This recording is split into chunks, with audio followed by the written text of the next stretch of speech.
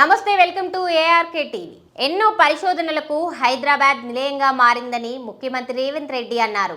Hyderabad హెచ్సిఐసిసిలో bio Asia 2024 సదస్సును ప్రారంభించారు. Hyderabad life sciences రాజధాని అనడంలో సందేహం లేదని సీఎం వెల్లడించారు. ఫార్మా రంగంలోని సవాళ్లను తాను అర్థం చేసుకోగలనని, ఆ రంగానికి బాసటగా నిలుస్తామని స్పష్టం చేశారు. జీవ వైవిధ్య సాంకేతిక రంగాల్లో విప్లవాత్మక మార్పులపై ఇందులో చర్చించనున్నారు. అయితే పరిశోధనలు చేస్తున్న అంకుర సంస్థలకు ప్రోత్సాహకాలు, చేయూతపై నిర్ణయాలు తీసుకోనున్నామని సీఎం అన్నారు. హైదరాబాద్ ఐటీ సాఫ్ట్వేర్ రంగాల్లో అగ్రగామిగా ఉంది. కరోనా అనంతరం ప్రజలు ఆరోగ్యంపై దృష్టి సారించారు. లైఫ్ సైన్సెస్ రాజధాని హైదరాబాద్ అని అనడంలో ఎలాంటి సందేహం లేదు.